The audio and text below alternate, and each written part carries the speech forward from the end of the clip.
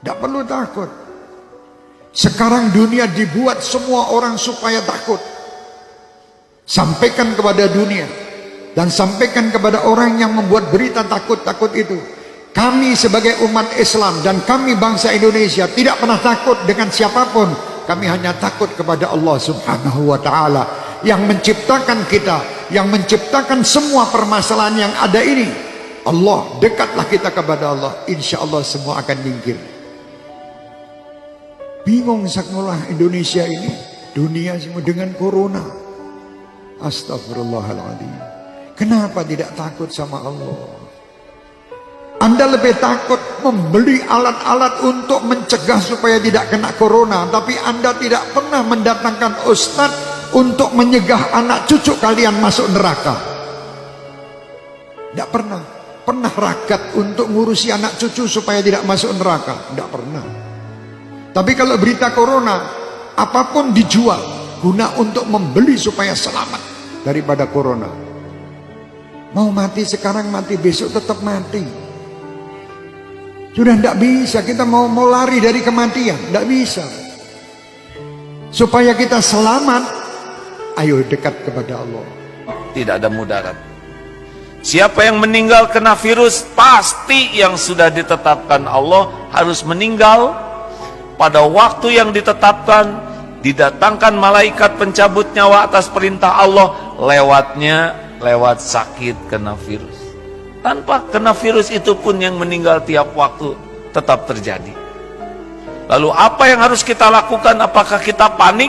Jangan. Panik tidak menyelesaikan masalah. Kita baca mengapa syariatnya Allah takdirkan ada ini. Oh, makan tidak terjaga, hidup yang kotor, dan berbagai hal yang kita bisa dapatkan informasinya. Efeknya, sempurnakan syariatnya, hidup bersih, makanan bersih, sikap bersih, plus doa yang banyak. Karena virus itu tidak akan menyentuh kita tanpa izin pemilik diri kita. Tubuh ini milik Allah hadirin, bukan milik kita. Tubuh ini tidak akan terluka sedikit pun tanpa izin pemiliknya.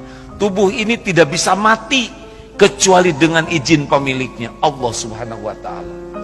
Oleh karena itu, mendengar virus corona, yang harus diingat bukan virusnya, tapi pencipta, penguasa, pemilik segala-galanya, Allah Subhanahu wa ta'ala.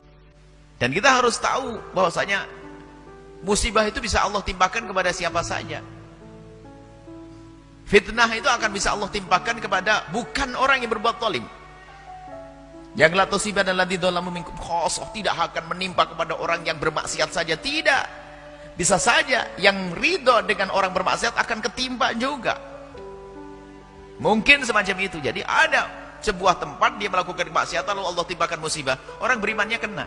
Cuman buahnya orang beriman ini nanti tetap selamat di akhirat. Baik. Jadi semacam itu, musibah akan selalu ada. Hari ini ada itu kan selalu ada. Dan musibah dihadirkan oleh Allah bukan karena Allah tidak mampu untuk mengangkatnya, untuk mengangkat orang yang sadar kalau itu musibah dan bagaimana menyikapi musibah. Jadi Allah yang mengangkat derajat seorang hamba itu bermacam-macam cara. Ada jadikan ahli ibadah, kaya raya, sedang menderma, punya ilmu, jadi ulama, dan seterusnya. Ada dikasih sakit, kasih bencana, macam-macam. Itu kan kisah dunia. Kalau pengen nggak ada ujian, nanti masuk surga, nggak ada ujian.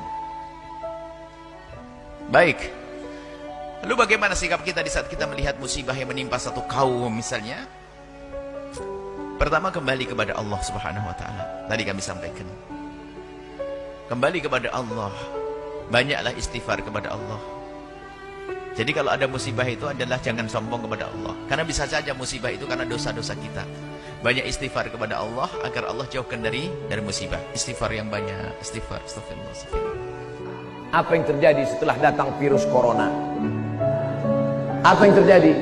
Rumah makan Islamic food di Singapura antrian panjang. Kenapa? Karena saudara-saudara kita yang ada di Singapura, yang non-muslim, yang tak Islam, lebih percaya kepada makanan orang Islam.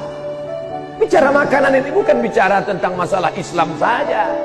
Insya Allah, kalau video ini kalian share, didengar oleh mereka, insya Allah banyak yang bersyahadat. Insya Allah.